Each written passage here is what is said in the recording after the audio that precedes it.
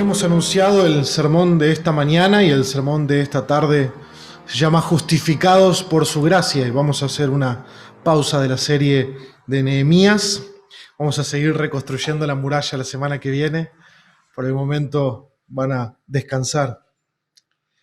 Y hacemos eso porque en este mes, exactamente ayer, se conmemoraron 503 años de aquel 31 de octubre de 1517, donde Martín Lutero clavó una lista de 95 tesis o declaraciones en la puerta principal de la iglesia del castillo de Wittenberg, en Alemania, denunciando el abuso de las indulgencias.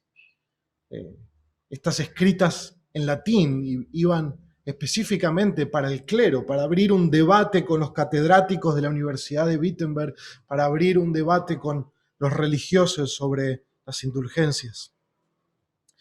Este hombre, Martín Lutero, nació el 10 de noviembre de 1483 en el pueblo de Eisleben, en Alemania. Fue un monje de la orden de los agustinos y trabajaba como profesor de teología en la Universidad de Wittenberg.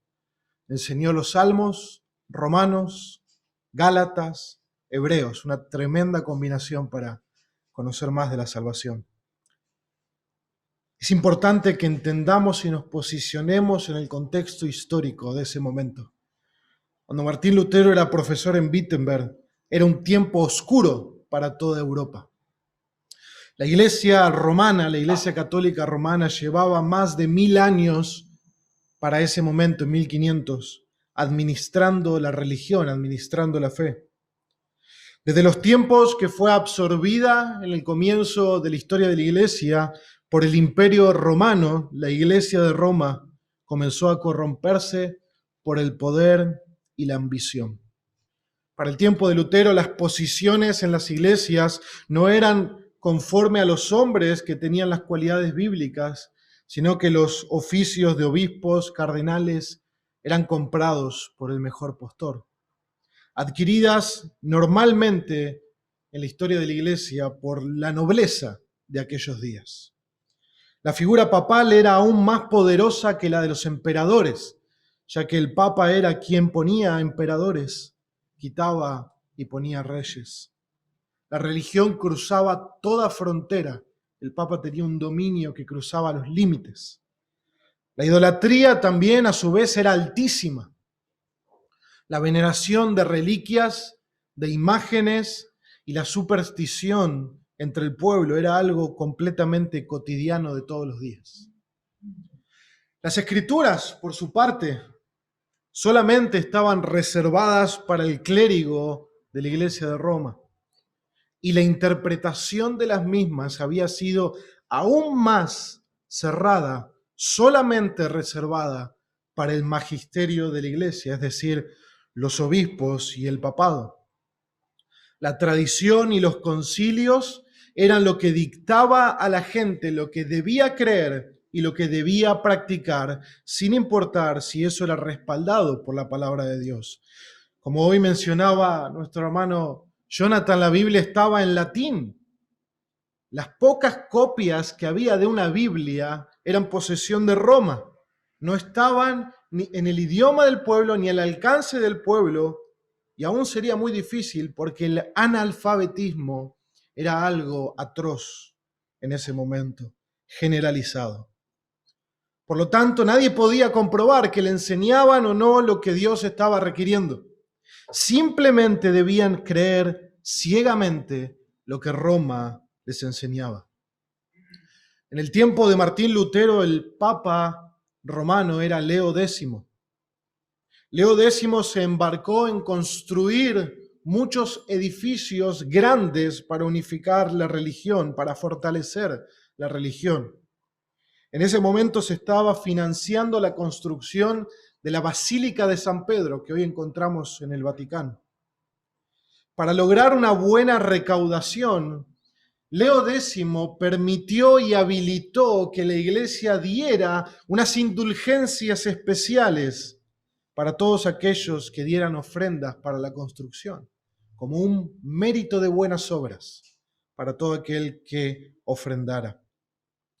El pastor Stephen Lawson comenta al respecto: una indulgencia es una reducción del castigo que, según la Iglesia Católica Romana, uno merece por haber pecado. La indulgencia solo es otorgada por dicha iglesia después de que un pecador se ha confesado o ha realizado también ciertas obras u oraciones o méritos. En palabras simples, una indulgencia era una reducción de la pena, una reducción del castigo que uno merece por sus pecados. La Iglesia Católica Romana otorgaba estas indulgencias o afirmaba tener la capacidad de darlas porque poseía un tesoro llamado un tesoro de las obras de satisfacción o de mérito que otros santos habían conseguido.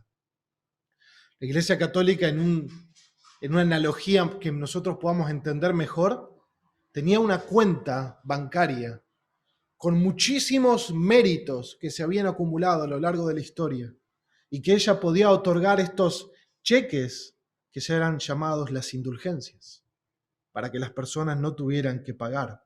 El catecismo católico, que uno puede conseguir en cualquier iglesia católica, dice lo siguiente: que la Iglesia Católica Romana es administradora de la redención, distribuye y aplica con autoridad el tesoro de las satisfacciones de Cristo y de los santos. Fin de la cita. En palabras simples, todo el mérito que consiguió Cristo delante de Dios por su vida perfecta y el mérito que otros santos también consiguieron delante de Dios estaba en esa cuenta de cual la Iglesia Católica Romana era administradora. Por lo tanto, afirmaban también que no solo los méritos de Cristo habían estado en ese tesoro, sino que había méritos de los santos. La Iglesia Católica divide las obras que uno puede hacer por diferentes méritos también que uno puede conseguir. Había personas en la historia de la Iglesia que habían hecho unas obras tan extraordinarias que no solo les había alcanzado para ser justos ante Dios, sino que hubo un superávit. Son las llamadas obras de supererogación por el catolicismo romano. Estas obras de superávit hacía que la iglesia pudiera guardar ese mérito que estos hombres habían conseguido, o estas mujeres, normalmente por martirios, por obras extraordinarias. Y la Iglesia Católica Romana, el Papa y el Magisterio, administraba esas indulgencias, administraba esos méritos para otorgarlos a aquellos que no tenían tanta justicia en sí mismos. Lutero denunciaba que se estaban otorgando indulgencias a cambio de dinero y que eso pervertía el evangelio y la gracia de Dios. Lutero abogaba que la justificación del hombre era solo por la fe en Jesucristo. En cambio, las indulgencias ofrecían una remisión de la pena del pecado a cambio de dinero. Y por esto es importante entender cómo es que la Iglesia Católica Romana en los tiempos de Lutero y en nuestros días afirma que una persona es justificada. ¿Cómo es que una persona es justificada ante Dios, declarada justa delante de Dios? Bien, la enseñanza de Roma afirma que la justificación se produce por una combinación entre la fe en Cristo y los méritos del hombre. Si uno habla con alguien católico, un sacerdote católico, un teólogo católico, y uno le dice: ¿ustedes creen en una religión por obras, en una salvación por obras? Ellos van a decir: no, nosotros creemos en una salvación por fe. Y si uno piensa y lee el catecismo católico, la enseñanza católica, afirma que uno debe creer en Cristo para ser salvo. Pero el problema es que eso no es suficiente para la salvación, que no es suficiente para ser hecho justo delante de Dios, que no es suficiente para entrar en la misma presencia de Dios en el cielo. Uno tiene que creer en Jesucristo, pero uno debe hacer buenas obras, méritos, crecer en justicia a través de ser fiel a los sacramentos de la Iglesia romana. para que Dios pueda declararlo finalmente justo. Ahora es importante entender que la justicia de la que habla la Iglesia Católica es una justicia infundida, no imputada. Y ahora vamos a ver cuál es la diferencia. La justicia infundida es una justicia que se crea dentro, inherentemente de la persona. La persona llega a ser justo en su propia justicia, para que luego Dios lo vea y lo declare justo para poder entrar al cielo. Por medio de los sacramentos, la Iglesia Católica enseña que las personas reciben mayor gracia para ser más justos y crecer en buenas obras delante de Dios. El primero de esos sacramentos, como seguramente conocen y como seguramente muchos hemos participado, es el bautismo de los infantes. Ese sacramento, según la Iglesia Católica Romana, limpia el pecado original, limpia la naturaleza pecaminosa que todos traemos y nos ingresa en una relación de gracia con Dios. Esa relación de gracia no es que ahora somos completamente aceptados delante de Dios por la justicia de Cristo, no. Esa relación de gracia es que Dios ya no ve a ese niño, a ese bebé como su enemigo por causa del pecado original. Lo ve ahora como su hijo o su hija y tiene una buena predisposición delante de él para que las obras que esa persona haga en el resto de su vida cuenten como justicia delante de Dios. Dios aceptará ahora esas obras de buen agrado, porque ese niño o esa niña ahora está en una relación de gracia por medio del bautismo. Dios cooperará con la persona para que ella pueda crecer en obras de justicia por su propia voluntad y sus propios méritos, hasta el punto en que se convierta él en alguien completamente justo y ser recibido por Dios. Ahora uno puede pensar, ¿y qué pasa si yo no llego a alcanzar toda esa justicia? Bien, eso fue solucionado por los católicos en la historia de la Iglesia a través de un lugar y una doctrina llamada purgatorio. Cuando a alguien no le alcanzan los méritos necesarios en esta vida, continuará purificándose y purgándose de la pena del pecado en un lugar llamado purgatorio, un estado intermedio entre el cielo y la tierra. Porque nadie, por supuesto, puede entrar a la presencia de Dios si no es completamente justo. Pero hay personas que no son completamente justos al dejar este mundo. Por lo tanto, los católicos afirman, hay un lugar llamado purgatorio donde el alma puede pasar el tiempo que sea necesario, años, cientos de años, miles de años, pagando la pena del pecado hasta ser llegada a ser considerada justa delante de Dios y Dios abra la puerta del cielo y le diga, hijo, hija, ya has llegado a ser justo, entra. Pero, y acá es donde entra algo particular que estuvimos mencionando, como la Iglesia Católica Romana tiene una cuenta de banco, que son los tesoros de los méritos y las satisfacciones de las obras de los santos, pueden otorgar una indulgencia, pueden otorgar un cheque y acortar los años de las personas en ese lugar del purgatorio.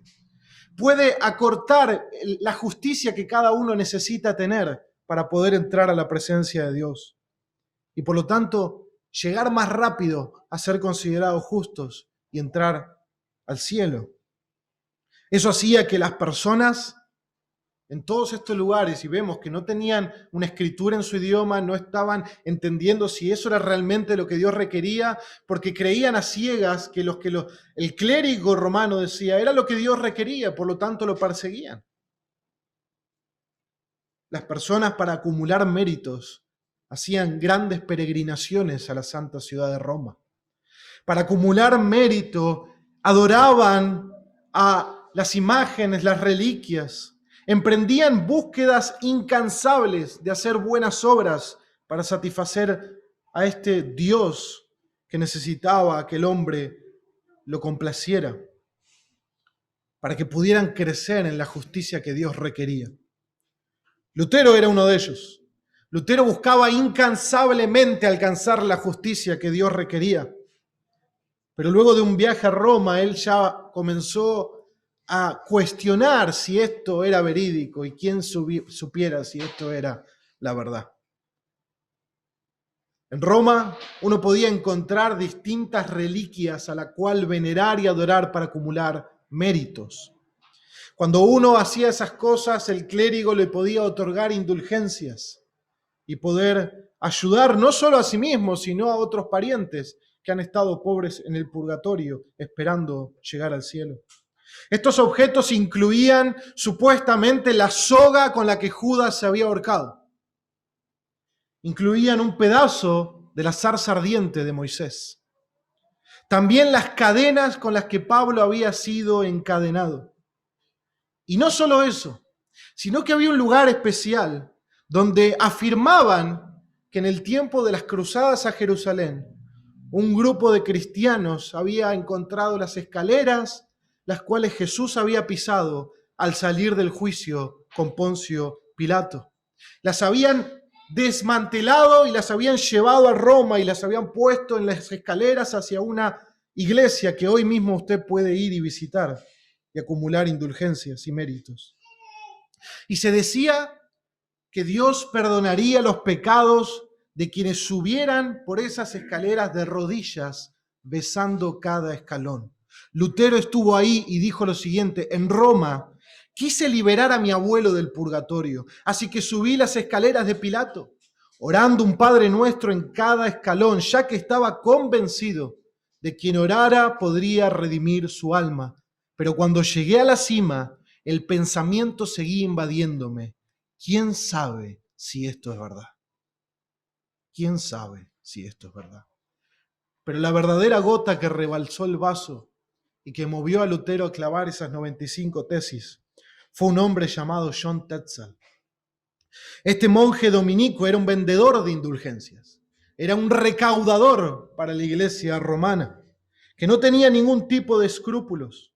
Su único fin era lograr dinero para la Basílica de San Pedro. Y Tetzel usaba una frase que ha quedado marcada en la historia: en cuanto suena en el cesto la moneda, el alma del purgatorio se eleva. Recordemos que en ese momento las personas no tenían ninguna manera de comprobar que eso fuera real o no, y ponían sus esperanzas en estas indulgencias. Stephen Lawson dice: con eso se generaba en los campesinos la idea de que se podía comprar la salvación de los parientes y amigos fallecidos con el solo hecho de dar limosna, fuese o no con una actitud penitente del corazón. Fin de la cita. Piensen, hermanos, ¿cuánto deseo tenemos nosotros de que nuestros familiares conozcan a Cristo? Y si pudiera haber algo que nosotros hagamos para que eso ocurra, lo haríamos. Estas personas engañadas daban su dinero a cambio de esa falsa promesa de salvación.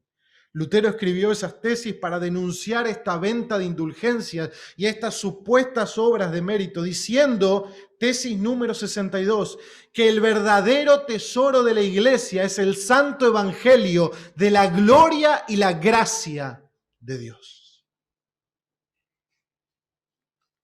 El teólogo R.C. Sproul dijo acerca de esta controversia que Lutero generó: es el más profundo de los problemas existenciales que el ser humano puede enfrentar.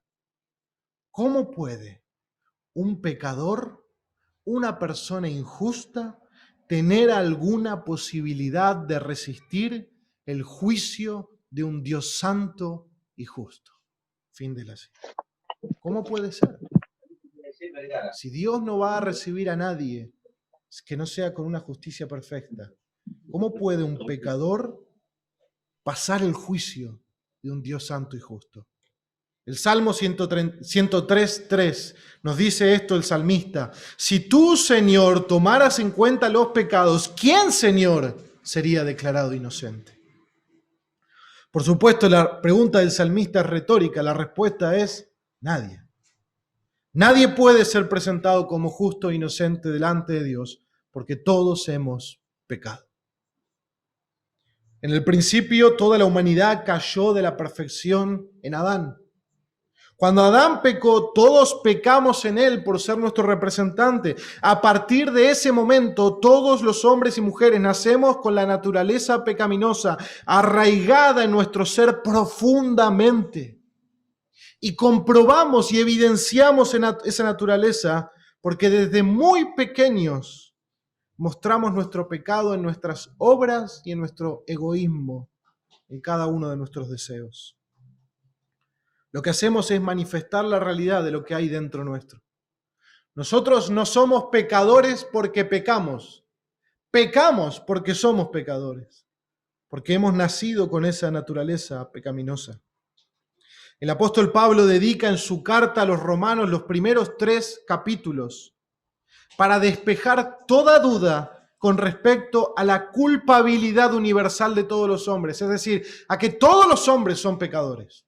Absolutamente todos, sin importar si son religiosos judíos o no son religiosos en lo absoluto. Toda persona ha demostrado violar la ley de Dios y Pablo lo va desarrollando en sus primeros 3 capítulos. Ya sea porque ha violentado la ley que conoce a través de las Escrituras o porque ha transgredido su conciencia que Dios puso en los hombres. Por lo tanto, unos y otros han pecado. El religioso sabe que ha transgredido los mandamientos de la Escritura y el no religioso sabe que muchas veces ha ido en contra de su propia conciencia y que ha hecho lo malo. Todos tienen el testimonio en sí mismos de que han obrado mal delante de Dios y que el mal es una realidad en cada uno de ellos. Por lo tanto, el veredicto de Pablo es que todos son hallados culpables de pecado delante del juicio de Dios.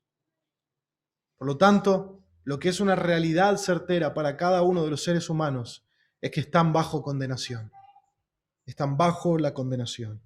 Pablo dice en Romanos 3:23, por cuanto todos pecaron y están destituidos de la gloria de Dios, no alcanzan la gloria de Dios.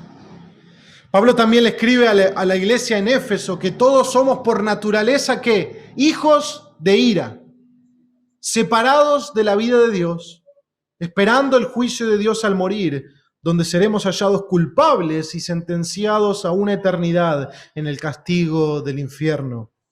No existe el purgatorio, no se encuentra en ningún lugar de las Escrituras. Hebreos dice que está ordenado que el hombre muera y luego venga el juicio.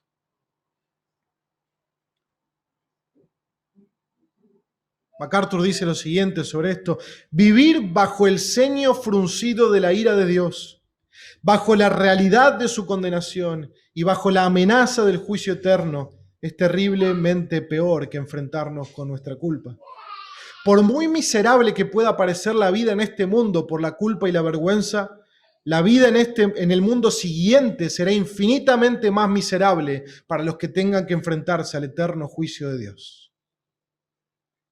El punto es que si hoy puedes ver la realidad de tu pecado y tu culpabilidad delante de un Dios santo y justo, ante el cual debes rendir cuentas de todas tus obras, eso es mucho mejor que simplemente ignorar esa realidad y tratar de vivir una vida mejor, porque la consecuencia será que en el momento de tu muerte ya no habrá remedio y pasarás una eternidad en un lugar de castigo y tormento por causa de haber pecado contra Dios. Nuevamente la pregunta: ¿cómo puede entonces un hombre, cómo puede una mujer librarse del pecado y presentarse justo delante de Dios? La respuesta es imposible. Imposible. Esa es la respuesta honesta y bíblica, verdadera. Ningún hombre puede librarse de su propio pecado y presentarse a sí mismo justo delante de Dios. Eso es imposible. Ahora, alguien puede preguntar, pero si yo soy una buena persona, no le hago mal a nadie, me esfuerzo por hacer las cosas bien, ¿Dios no tomará eso en cuenta en el día del juicio? Bueno, la realidad es que Dios ya ha hablado acerca de eso. Y ha dicho expresamente en las Escrituras que si una persona peca en una sola cosa, en un solo punto, se convierte en transgresor de toda la ley. y no hay manera de remediar eso. No se puede volver a una condición de perfección, por cuanto todos hemos pecado. Y todos hemos pecado en nuestro padre Adán, en el principio. Ya somos transgresores, ya nacemos en pecado, nacemos bajo la ira de Dios. Ahora alguien puede decir, bueno, yo soy mejor que ese. Yo soy religioso y dedico mi vida a buscar a Dios y a hacer el bien. Bueno, eso es absolutamente en vano, porque nada hay que revierta tu pecado, tu estado de pecador, porque nacemos de esa manera. Nada de lo que hagamos puede cambiar esa condición. Nosotros ya nacemos en ese estado. Por lo tanto, todo lo que hagamos en nuestra vida, sean las mejores buenas obras delante de los hombres o las peores obras, las hacemos ya en ese estado de pecado. Por eso, no importa, finalmente, si eres religioso, si eres ateo, si eres agnóstico, todos comparecerán ante el juicio de Dios, serán hallados culpables y Dios ejecutará su veredicto en el infierno eternamente. El hombre pecador solo puede esperar condenación. No hay nada para él que lo salve, no hay nada que él pueda hacer para salvarse a sí mismo. Esa, hermanos, es la tragedia más grande que el hombre mismo se ha buscado. Es el panorama oscuro y desesperanzador, trágico, terrible en el cual nos encontramos como seres humanos. Es la profunda impotencia que el pecador tiene, que no puede revertir su estado ante Dios. Ahí es donde llegan las buenas noticias. Ahí es donde llega el evangelion, las buenas nuevas. Jesús afirmó lo que acabamos de afirmar. Él dijo en Mateo 19, para los hombres salvarse es imposible. Entonces Jesús está de acuerdo con lo que acabamos de decir. Pero ahí no termina la oración. Jesús dijo, para los hombres eso es imposible, pero para Dios todo es posible. Todo es posible. Y ahora sí les invito a abrir sus Biblias, Romanos capítulo 3, versículo 19 al 26. Dice así la Escritura.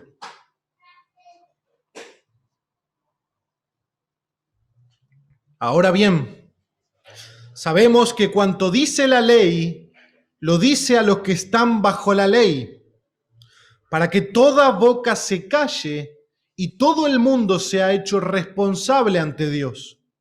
Porque por las obras de la ley, que dice, ningún ser humano será justificado delante de él.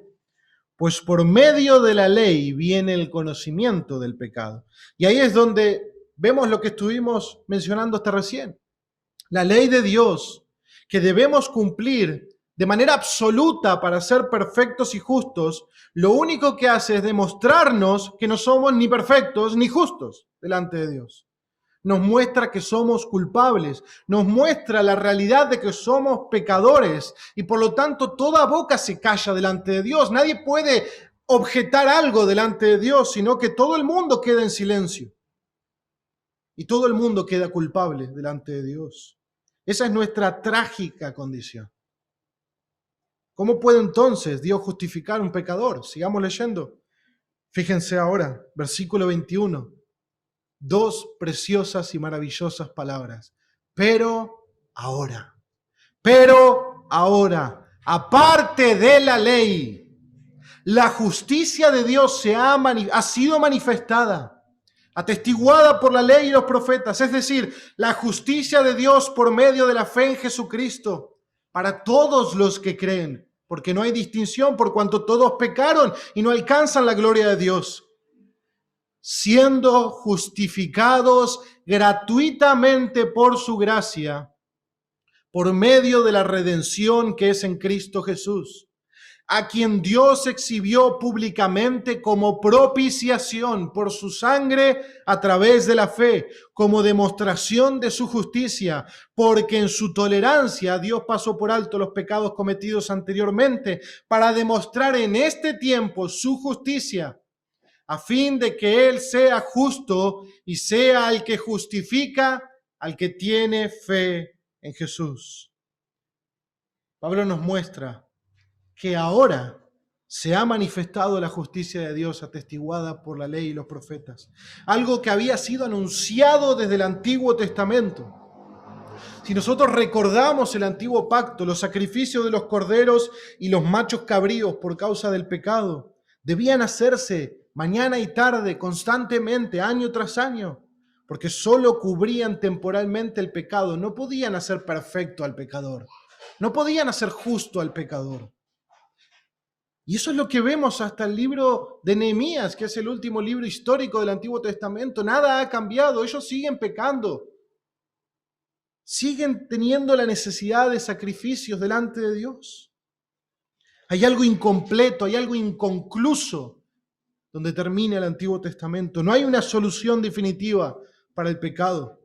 Pero ahora, dice Pablo, ahora se manifestó, se mostró, se hizo visible la justicia de Dios. ¿Y qué sigue diciendo Pablo? Pero ahora, aparte de la ley. Hermanos, esto es sumamente importante. ¿Por qué dice Pablo eso? Porque bajo la ley, ¿qué somos? Culpables. No hay ningún ser humano bajo la ley que no nazca culpable. La justicia, la ley no nos puede dar justicia. Nos muestra que estamos en pecado. Para que nosotros podamos ser declarados justos, tenemos que recibir una justicia foránea, una justicia ajena a nosotros. Porque ninguno de nosotros tiene una justicia como la que Dios requiere para entrar a su presencia. Ninguno de nosotros tiene una justicia perfecta. Ninguno de nosotros obedeció la ley absolutamente en perfección. Por lo tanto, para que se nos declare justos, no puede ser basado en nuestra propia justicia. Tiene que ser una justicia ajena a nosotros, extraña a nosotros. Pero hay una justicia que es manifestada en este tiempo, dice Pablo. En este tiempo se manifestó una justicia que antes no existía. Una justicia que es una justicia anunciada anteriormente. Una justicia que no es meramente humana, porque todos los hombres están bajo condenación. Es una justicia de Dios. Es una justicia absolutamente perfecta. Es una justicia que puede igualar la justicia de Dios mismo y sus demandas de la ley. Esa justicia, hermanos, es la justicia de Jesús. Jesús, 100% hombre, 100% Dios. Verdadero hombre, verdadero Dios. Sin pecado. Perfecto en todos sus caminos. Él es quien fue anunciado en el Antiguo Testamento. Él es el Mesías, el Cristo, el Cordero de Dios, que no vino a cubrir y a tapar el pecado, que vino a quitar el pecado del mundo. El Dios hombre, quien por medio de su encarnación se identifica con nosotros, pero sin pecado y perfecto en todos sus caminos. Jesús vivió y cumplió perfectamente todas las demandas de la ley. Él igualó la justicia que la ley exigía al ser sin pecado. Y a su vez, Él se entregó para hacer el sacrificio definitivo por los pecados de su pueblo.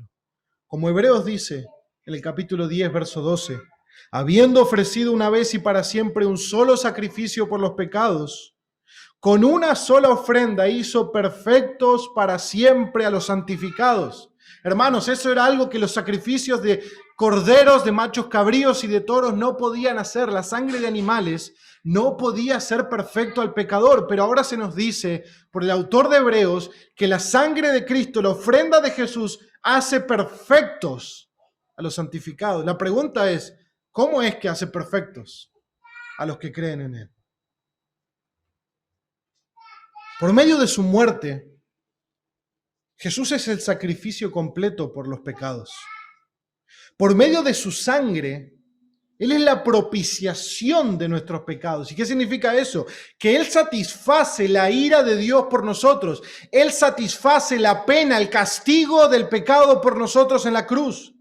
Él paga la condena completamente que nosotros merecemos.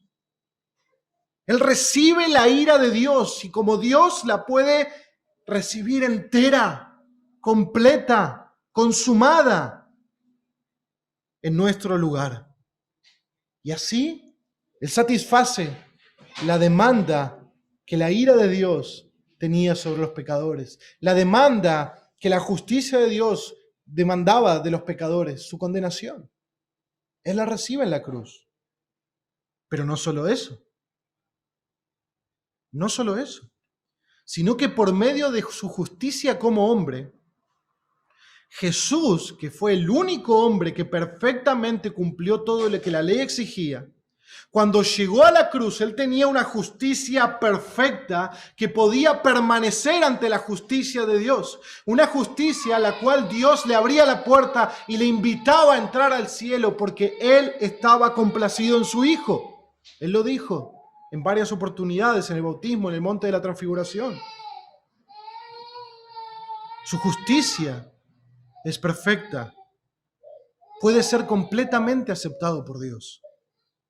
Ahora, esa justicia de Cristo es imputada a nosotros por medio de la fe. Imputada a nosotros por medio de la fe. La justicia de Dios por medio de la fe en Jesucristo para todos los que creen, dice Pablo. La justicia que el hombre necesita tener para poder tener en paz con Dios y ser aceptado completamente en su presencia, no puede venir de su obediencia a la ley, porque bajo la ley estamos condenados. Tiene que venir de otro lado. Tiene que ser una justicia ajena que cumpla los requisitos. Esa justicia que puede justificar al hombre es la justicia de Jesús. Esa es la justicia que Dios, la justicia de Dios que Pablo menciona que ha sido manifestada. La justicia de los méritos de Cristo, de las obras de satisfacción de Jesús.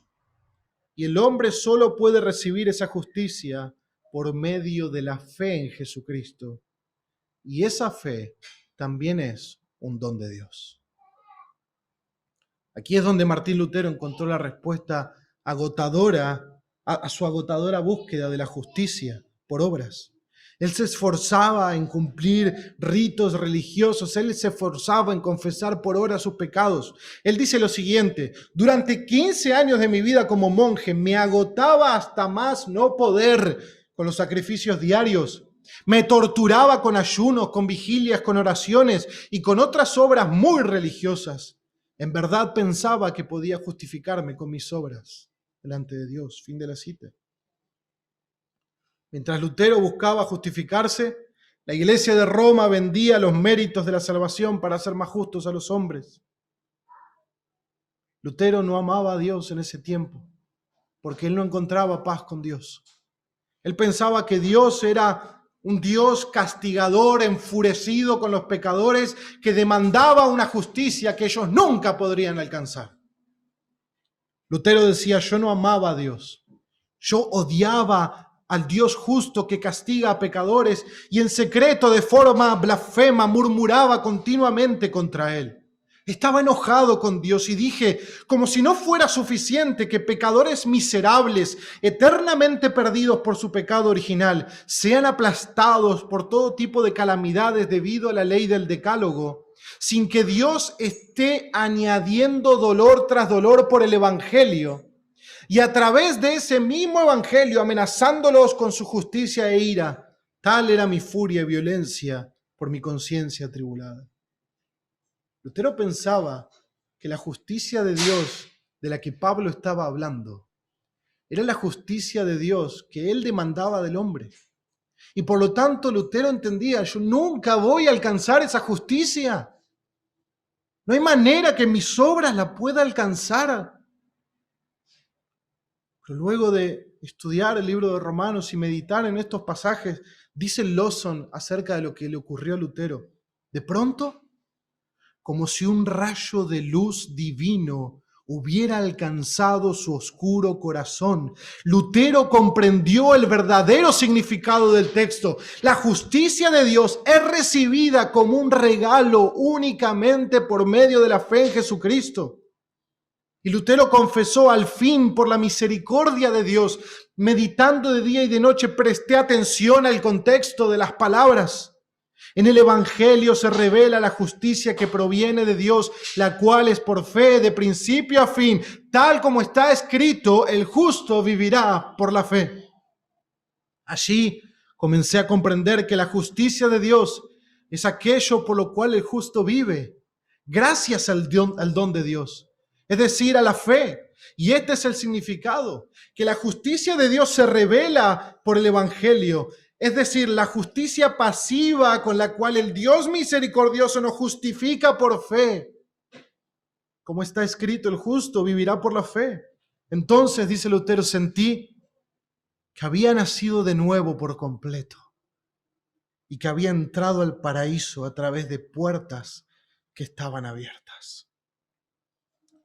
Pablo dice en nuestro texto, siendo justificados gratuitamente, no por indulgencias, no por obras, no por dinero, no por esfuerzos, gratuitamente, por su gracia, por medio de la redención que es en Cristo Jesús. El término justificación es una declaración, una pronunciación legal de parte de Dios en la que Él nos declara justos. Por lo tanto, ningún hombre puede ser declarado justo por Dios en su justicia. Ahora, pero Dios puede declarar justo al pecador al imputarle una justicia ajena. ¿Y dónde encontramos esa justicia? En la persona de Cristo. La justicia de Cristo que el pecador recibe por medio de la fe. Solo es en base a esa justicia activa de Cristo, a su obediencia perfecta, que Dios puede declarar justo al pecador. Es imputada esa justicia. Dios no está diciendo que vos y yo ahora podemos ser justos en nuestra propia justicia. Dios no está diciendo que ahora de repente vamos a ser perfectos en nuestra propia perfección. No, Él nos declara justos considerando la justicia de Cristo por nosotros. La justicia que Cristo obtuvo por medio de su vida perfecta es imputada al pecador que cree en Él. Y por medio de su muerte expiatoria, el pecado nuestro, la condenación nuestra bajo la ley es imputada a Cristo. Cristo muere en la cruz. La condenación que requiere la ley es satisfecha. La justicia activa de Cristo es imputada al pecador.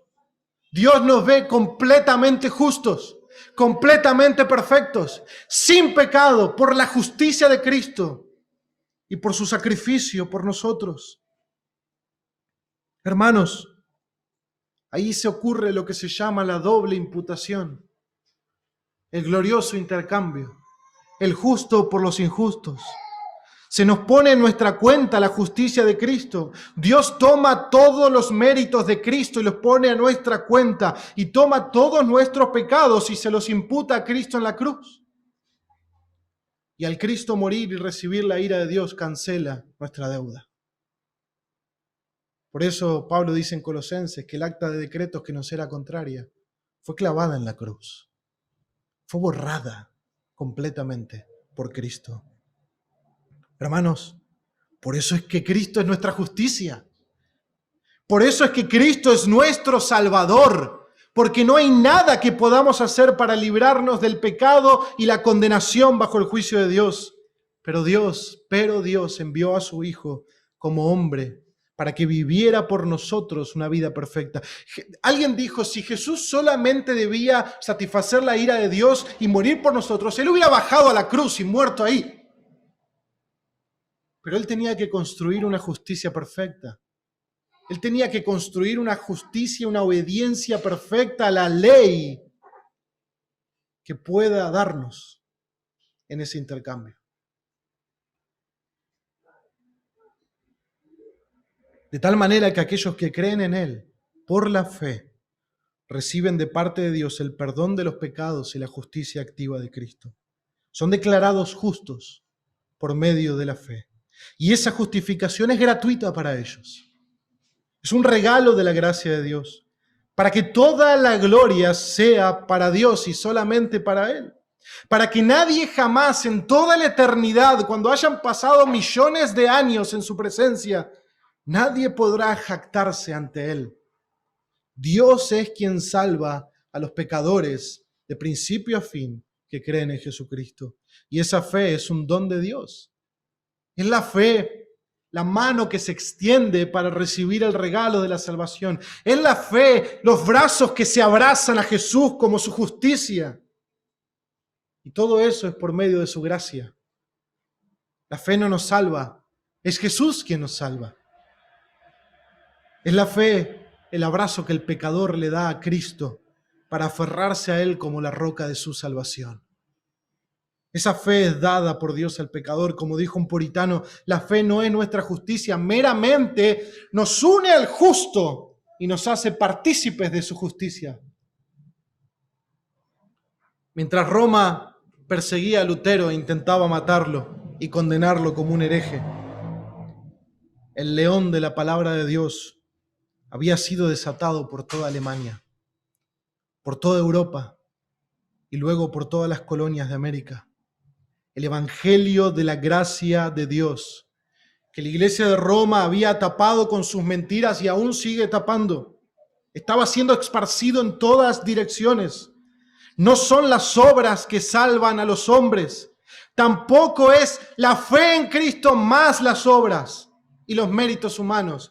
Es la sola fe, la sola fide, fe solamente en la persona de Cristo, en la gracia de Dios que es justo y justifica al que cree en Jesús. Es esa fe que por pequeña y frágil que sea, se arroja a la gracia de Dios para la salvación del alma. Y Jesús proveyó todo lo que era necesario para que esa salvación sea posible. Una vez que la fe abraza al Salvador, Dios declara justo completamente al pecador, atribuyéndole la justicia de Cristo y la remisión de sus pecados desde ese momento y para siempre. Esa fue, hermanos, la luz que brilló en la Reforma, el entendimiento de la justificación por la fe sola, que el hombre es justificado delante de Dios solo por medio de la fe en Jesucristo sin la mediación de las obras. Como dice la Escritura, solamente, por la fe solamente, por la gracia solamente, por Cristo solamente y para la gloria de Dios solamente. Y nosotros daremos eternamente a Dios la gloria por su salvación en la eternidad. Oramos al Señor. Padre bueno que estás en el cielo, ¿cómo no adorarte? ¿Cómo no exaltar a Cristo, el Cordero de Dios? Aquel que se identificó con nuestra bajeza, que siendo Dios se hizo hombre y siendo hombre se hizo siervo hasta la muerte, que fue obediente de manera perfecta a tu ley, que fue completamente justo, pero a la vez el justo fue entregado por los injustos para llevarnos a Dios. Señor, que Dios el Espíritu Santo, que obró esta salvación maravillosa en nuestros corazones, también obre en los corazones de aquellos que aún no han creído. Y también nos ayude a ser cada vez más a la imagen de Jesús. Señor, te adoramos por eso. Y ahora vamos a pasar, Señor, a adorarte por medio del sacramento de la cena del Señor.